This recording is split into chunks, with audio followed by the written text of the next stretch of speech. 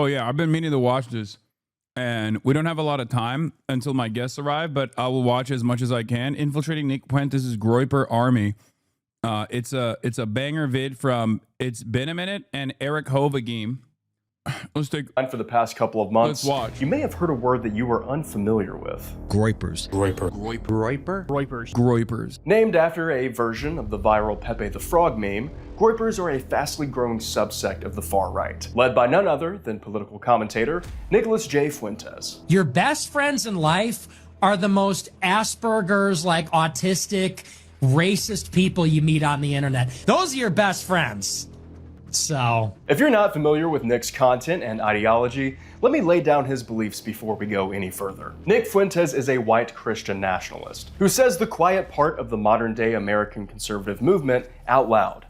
and yet if she were a little bit more racist, she'd be alive. He is nativist, sexist, Islamophobic, homophobic, anti-Semitic, and a Holocaust denier. And Nick and his beliefs have been quickly reshaping the new alt-right. But what separates Nick from other right-wing political pundits is he can be hypercritical of Donald Trump, the Republican Party, and Israel. But don't be fooled, because it's not for the same reasons that you probably hold. I have a hot take about it, of course. Spoiler alert, it has to do with the Jews in Israel.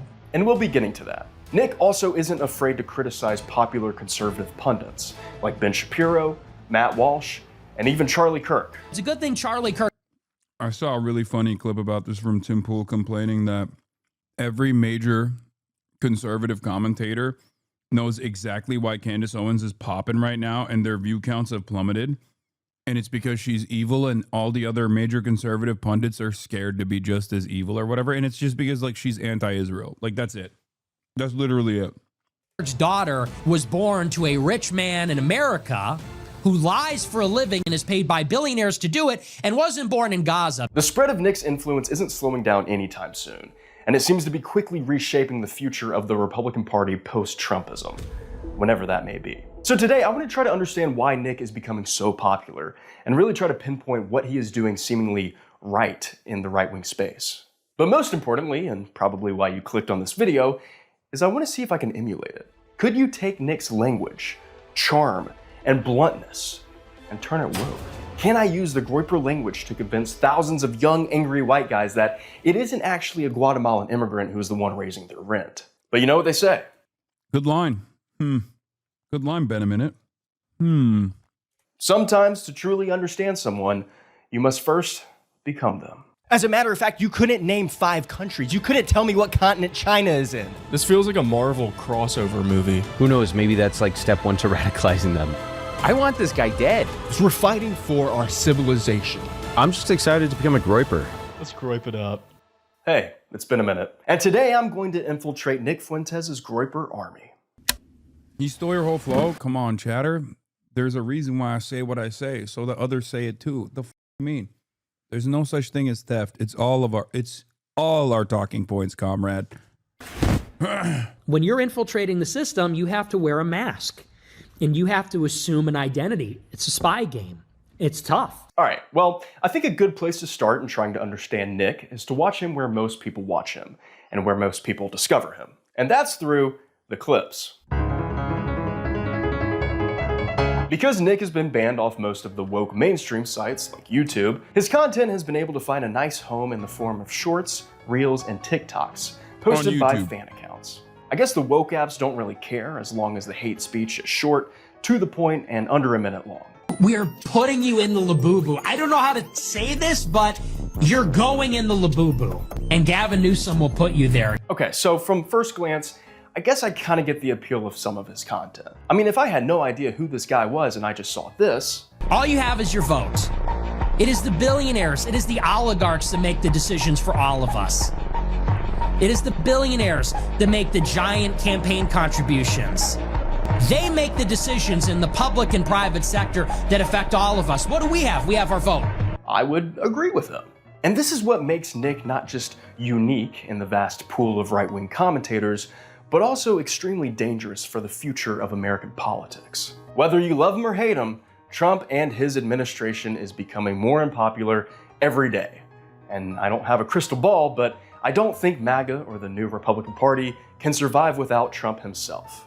And one day, who knows when, but one day there will be no Trump. And the Republican Party is going to have to find a new identity post-MAGA. Well, I believe Nick knows this, and is planning and laying the groundwork for what comes next for American conservatives. And I promise you, it's not going to be J.D. Vance. Nick and I can both agree on that. J.D. Vance was created by the fortune created by Palantir. So far, Nick has been able to fill the gaps. Yeah, it's not JD Vance. It's Tucker Carlson. Isn't that bad because it makes so much money for every social media company? You got to think about the CEO too. They need a second boat. I agree. Some people on the right are saying that their current infighting is a result of Kirk being gone. He was the one holding us together, etc., which is some wild revisionist history. A big reason Fuentes even has a career was the visceral hatred young right-wingers have for Charlie.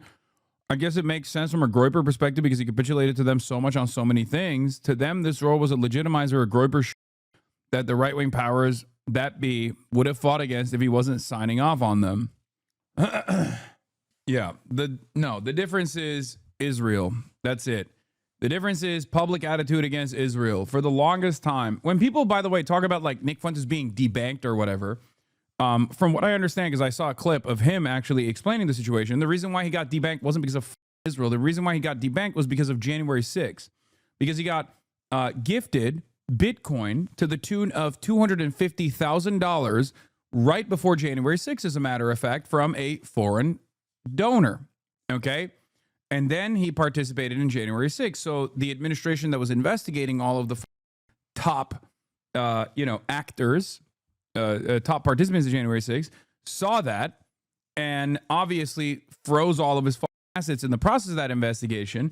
Then they concluded their investigation. They found that it was like some French hacker who I guess was giving money to, or at least this is Nick Fuentes' statement about it, but it was a French hacker that had stolen a bunch of money from other people, and before he committed suicide, he sent, these gift donations. Kaya, nope. These gift donations to a bunch of people that were quote unquote defending Western civilization from his perspective. Anyway, so that's the reason why he was debanked, not because he was like saying the truth about Israel, but you could say that he was censored from all social media platforms, from major social media platforms, not necessarily because he was talking shit about Israel, even though that probably played a role in it as well, but because he was an anti-Semitic Holocaust denier who was anti-miscegenation and thinks that, white people are racially better and superior to all other non-white races.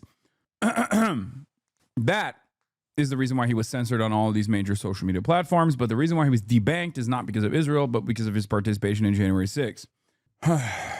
Just so we are clear. With the majority of disenfranchised young people who are starting to doubt Trump's leadership and overall plan for the country. Through economic populist rhetoric, Nick speaks to relatable problems for any young person, or more specifically, young white men. Oh, okay, you won't forgive my student loans? Okay, well, that's because the free market said so. The free market says that Republicans have enough money to bomb Iran, but not enough money to pay for my student loans. And I'm going to vote for that because I'm an idiot. With leaders in neither political party being able to speak like this, other than a few on the left like Zohran Mamdani, AOC, and Bernie, and now I guess Marjorie Taylor Greene? This is the number one issue I hear about in my district. There's legit 50x times more Fuentes content on IG Reels than Hasan content. He's not really censored. I will tell you like this. There are more people on the right that like Nick Fuentes, and more Groypers that like Nick Fuentes, more like extremely online people that like Nick Fuentes than there are extremely online people who like me.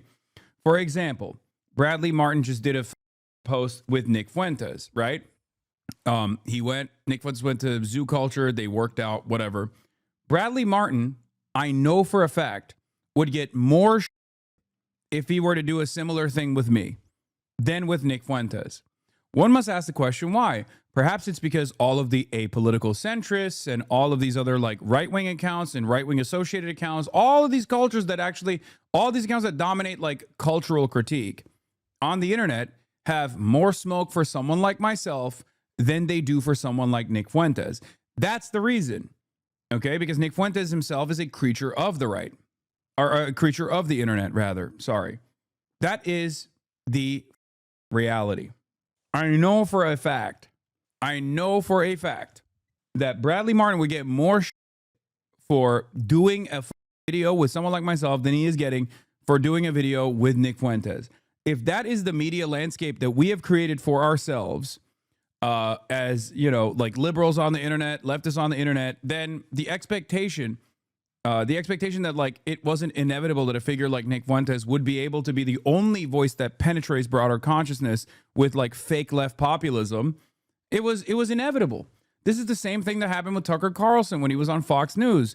He was doing the same WASP nationalist, white supremacist commentary that was that was the only game in town for any sort of left populist sentiment, any sort of pro-worker sentiment. MSNBC, CNN, ABC, CBS, all of the liberal outlets were antagonistic towards a class-first politics. Meanwhile, Tucker Carlson on the far right was able to do that on Fox News. So many people gravitated towards that because class-first politics or pro-working class politics is successful. It's popular. It's the largest group that we're talking about. In the past, before Nick Fuentes, Ben Shapiro did a similar thing. At the time, when TYT was, the biggest name in progressive news, many people had hatred for TYT that they did not have for the likes of Ben Shapiro or the likes of Jordan Peterson. This is how these guys create a robust network of center-right to far-right to straight-up neo-Nazi influencers that are constantly cross-pollinating amongst themselves, okay?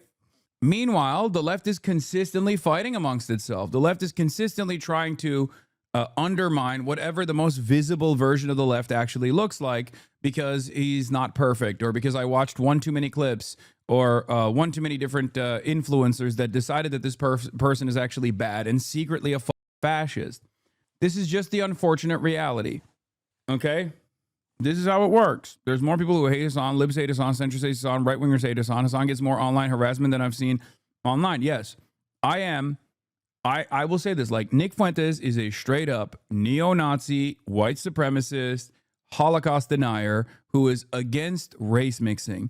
And I know for a fucking fact that while I have a much larger profile than Nick Fuentes broadly, I also have much, like a much more robust force of haters than Nick Fuentes does.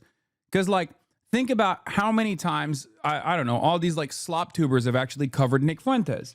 How many times have they done videos on Nick Fuentes, whether it be that more Pegasus guy or whether it be the Willie slop tube guy?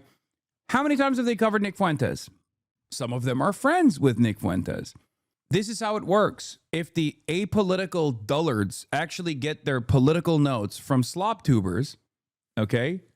If they get their political notes from slop tubers, and those slop tubers are all in unison, constantly on me, and they spend zero time on Nick Fuentes, who is literally a Holocaust denier, why would the random young like apolitical people that get their political notes from these ever feel like Nick Fuentes is a threat or is in any way, shape, or form controversial? They'll just hear other people in mainstream news say he's controversial, and they don't give a shit about mainstream news. Mainstream news has no motion.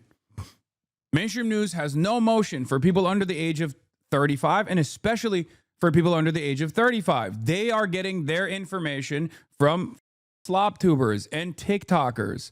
And if those TikTokers are spending way more time on the largest left-wing content creator and consistently saying, oh, socialism means he needs to be poor, but I'm saying that as a leftist and I'm not a reactionary right-winger, or any number of different idiotic things that they find to make content around, then of course people are not going to develop any sort of resentment towards Nick Fuentes. He's going to be able to get through that process. Doors open. Women, queer people, and people of color in general don't care about Bradley Martin in the YouTube commentary sphere. That's why the disgusting get less shit. The online commentary and drama sphere is right wing. Exactly. That's my point. And the same reason that is also precisely the same reason why Jonathan Greenblatt is focused more on me than him.